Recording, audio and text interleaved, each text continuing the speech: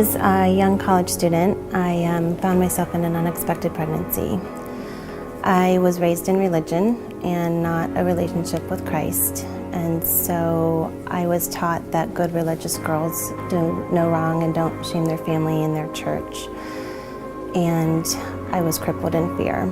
The enemy had been planting deceptive seeds in my mind for a long time, and when I found myself in that situation, I thought that the only option I had would be to erase my mistake and have an abortion.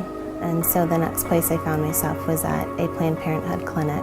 After the procedure in the recovery room, it was just filled with this huge presence of shame and guilt, and every single girl in that room had her head down and she was weeping. And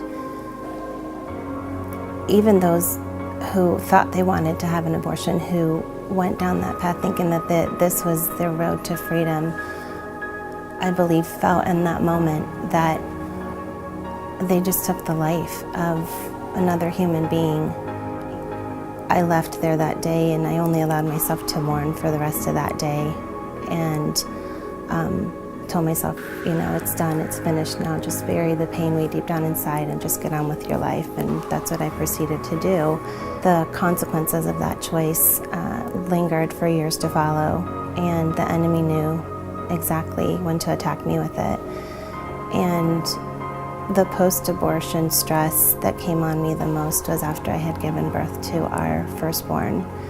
I can remember being wheeled from the delivery room to my recovery room, and I just felt and could see this thick, dark, heavy presence fall on me. It was just a crippling fear, and I felt completely inadequate to take care of this baby boy. I was depressed and I was crying all the time, and just in fear, complete crippling fear. And so it just robbed us completely of that joy. And I believe it's because the enemy didn't like that I chose life that time around. And so he kept reminding me and tormenting me of my past. I really began to pray. I prayed really hard. I prayed without cease, and I just kept crying out to God and saying, Lord, why am I still so angry? Why am I still so depressed? I know you forgave me. I know I released my abortion to you, and I know I'm free and I'm forgiven from the shame and the guilt, but why am I still suffering from all these symptoms, all these side effects? And I had a revelation of who I was in Christ, and those schemes that the enemy was still stirring up from my past. He was the one that was coming back to steal, kill, and destroy from me, and it wasn't God doing that. It was the enemy. And I learned that the enemy has silenced everybody in regards to this whole topic and has lulled even the church to sleep. And so after that, I was in the process at that time working alongside PDHC, and I was getting ready to share my story at a banquet. It's not that I love to talk about my past, and I don't love to go back to that place.